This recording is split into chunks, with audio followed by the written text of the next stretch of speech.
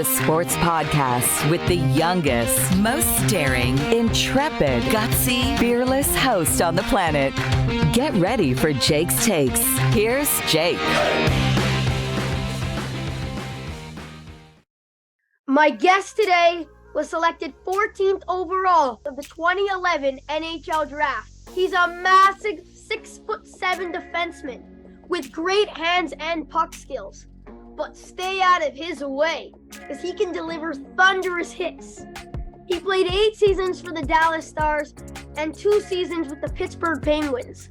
And last year, he joined the Seattle Kraken. It's my absolute honor to welcome to Jake's Takes star defenseman Jamie Oleksiak.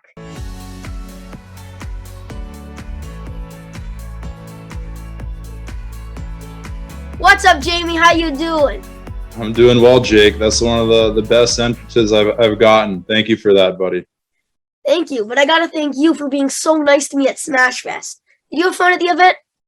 Yeah, that was fantastic. You know, it was a lot of fun for a great cause, and good group of guys. It's kind of funny seeing guys in a different element, instead of hockey. So I was really appreciative of being able to get there and compete. I remember seeing you walk into the players' VIP thing, and I was just like, oh my gosh, look at that monster. You're huge. Jamie, you are huge. Come on. Yeah, no, I have that effect on people, it seems like. I get a lot of questions and people just commenting, wow, you're so tall. I get that a lot, So I know you just finished up the BioSteel, but how was it? Was it fun? It was great? Yeah, it was cool. I was only there for 4 days, but they were pretty full days, and obviously a very high caliber camp. And it's kind of one of those things that gets you ready for the regular season. So it was a lot of fun and fun to be out there and play with guys in situations you usually wouldn't be able to. Yeah, Very impressive players.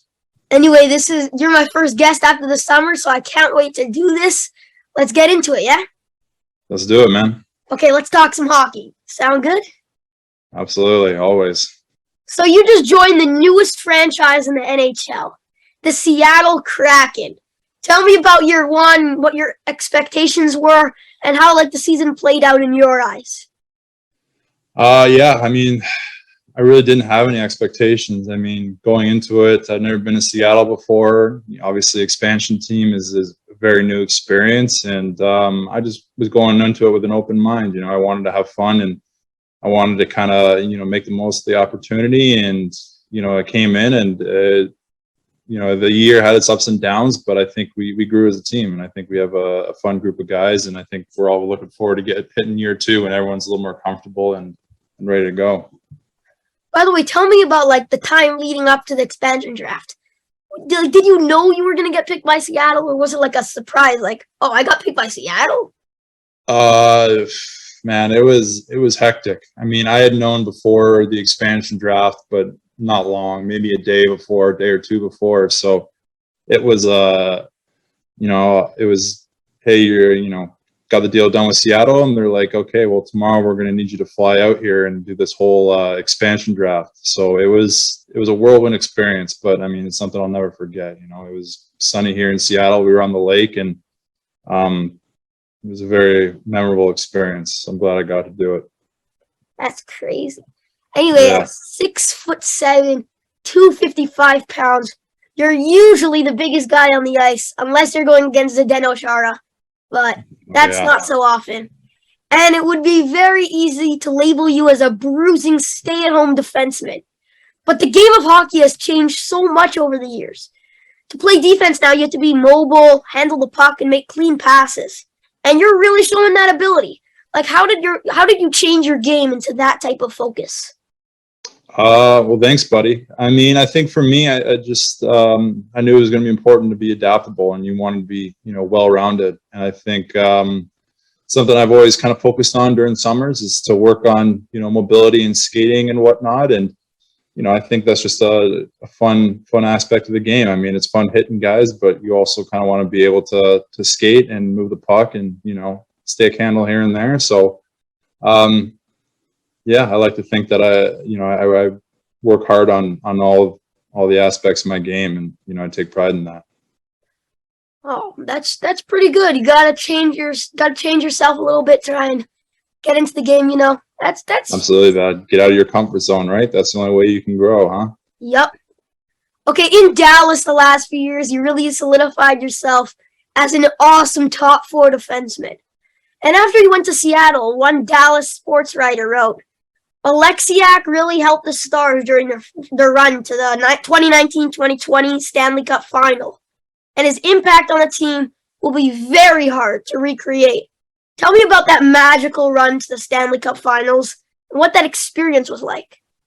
I mean, again, you talk about unique experiences. I think spending 70 plus days in a hotel and in a rink where you can't really go outside was pretty unique. And I think the only way we were able to do it is because we had a really special group of guys. We all had a fun time being around each other, and we made the most out of it. And we were all very goal oriented too. We knew what we were there to do, and we wanted to do it. And obviously, didn't finish it off, but I think we were all cherish those memories.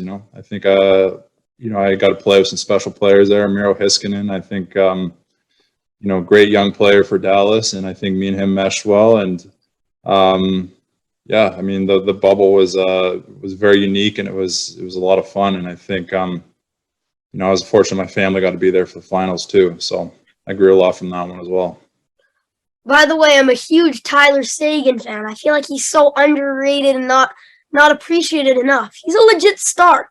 I love his offensive ability, but he's not afraid to get dirty in those corners. He kind of reminds me of Kadri in that sense. You hear what I'm saying? Yeah, I hear you, Segi. He's he's a special athlete, and I think he's like you said, he's kind of a sleeper there in Dallas. It's not the biggest market, and you don't hear much about him, but I think he's obviously a big part of that team, and I think he's a guy who's got that shot, right? He's one of the best shooters in the league from the half wall there on the power play and whatnot, and I think he's obviously done very well in his career. What do you like off the ice? I gotta know this. Come on. Segi, he's a lot of fun. He's a cool guy to be around, and he's got so many things going on. I feel like at one time he's got different businesses and different interests and whatnot, and he's definitely a guy that's on the move a lot. And he's living it up there in Dallas as well. It's nice and hot there, so he can get the golf going and enjoy himself a little bit as well. So he's a good guy. You've ever played golf against him? I have not played golf against him. No, he's a little too serious for me. My golf game is I like just going out there and having fun and having a hot dog. Don't tell me you're one of those guys when they putt it, they pretend like they're playing pool and they're like, hey. Once in a while, it depends on how the day's going, how hot it is out there, and how dehydrated, I guess. You know what I mean? I might have to do that, but I take it easy when I play golf. I like to relax when I'm away from hockey. Some guys are a little more serious, and I think Siggy's one of those guys. Anyways, back to the Kraken. On the back end, you guys had a real veteran defenseman and former captain of the Calgary Flames. I'm talking about Mark Giordano. He's now playing for Toronto, obviously, his hometown. By the way, Mark got out of Calgary before it became a real cool thing to do that, but just wanted to mention that. So what was Giordano like on and off the ice? Yeah, I mean, Gio is just, oh man, he's just great. I mean, he's just everything you want from a veteran. He comes to the rink every day and he's ready to work, and he's just very positive, and he's fun to be around. And I think, especially as a new team, he was a big glue guy for us, coming in. I think he was able to bring the team together, and he brought all these cool ideas from Calgary, and made sure that the boys were bonding. And it was sad to see him go, but I'm glad he's in Toronto. His family is from there, and I know I'm sure he's enjoying his time there too. I'm glad he got to re-sign there and whatnot. Jamie, hopefully you win a cup this year, but if you don't, please remember what I'm going to tell you. These are the basic rules, okay? Rule number 1, Jamie, never come to Toronto if you're chasing a cup. What was Giordano thinking? That's just basics.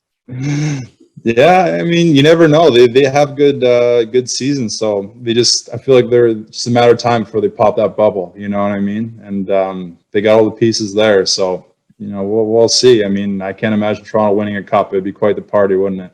It's the same thing every year. The beginning of the year, everybody's like, let's go, we got this player, everything's going to change. Then we get into the playoffs, we're like, we have a real shot.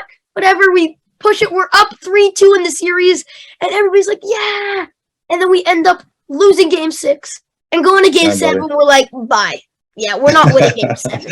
Hey, it's got to happen at some point, you know what I mean, man? Could be this year, you never know. It's not against the Kraken, right? So it's no secret that hitting and fighting is way down in hockey. But you still play the game with that nasty, hard-hitting edge. But what's really impressed me is how you've mastered the art of hitting hard and not dirty. Because you don't cross the line, you don't get penalized. Why is being physical so important to you? I mean, I just think it's a huge part of the game, especially when you kind of play in those playoff games. I think physicality and making sure the other team knows it's not going to be easy night is a big part of the game. And obviously, being a bigger guy, I think they kind of look to me for that presence. And it's a little bit easier for me to throw my weight around. And yeah, I think it's fighting and hitting. It's not as big a part of the game nowadays, but I think it'll always have a place, like I said, especially in playoffs. So, yeah, it's always fun too. The fans like it, right? A big hit. Who doesn't like a big hit here and there? Yep. Which player in the NHL is hardest for you to hit? Come on, tell me this. Come on. I mean, I think the obvious answer would be that McDavid, right? I think he's hard to catch. You got to catch him if you want to hit him. So I think that's one guy that. Do you hit him and just go like, I did it, let's go? Oh yeah.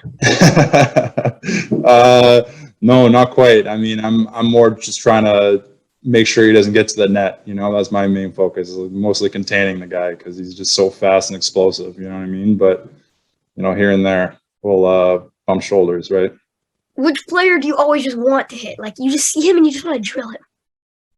Who do I want to hit? You know what? Whenever I play Dallas, it's always funny because I know a lot of those guys. So I think it's funny whenever I see, Jamie Benn or something. He's another big guy. And, when two big boys collide, I think it's always, the fans get a kick out of it. And I think, we do as well. So, whenever I play Dallas, it's always kind of funny to run into those guys because it's, I know them and I'm, still buddies with a few of those guys. And, but at the same time, it's a business, right?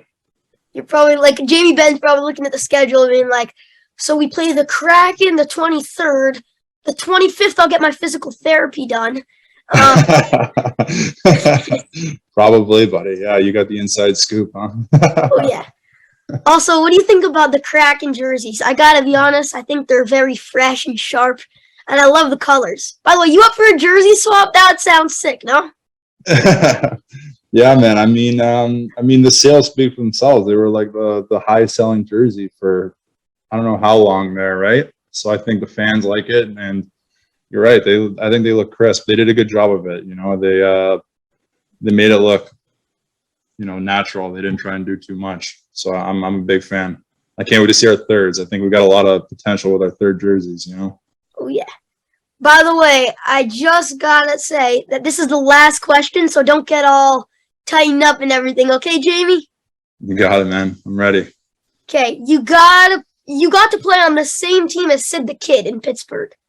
But I think he's still one of the best players in the world. Tell me firsthand what he's like. Tell me the good stuff. Some people don't know this. Come on. The good stuff about Sid the Kid. I mean, everything you hear about him, it's true. I mean, he's such a down-to-earth guy, and he's easy to talk to, and he treats everyone the same. It's exactly what you look for in the leader. So, whenever he shows up for practice too, I mean, like I said with Gio, I mean, he's going to be one of the hardest working guys in the team. He's going to make anyone better.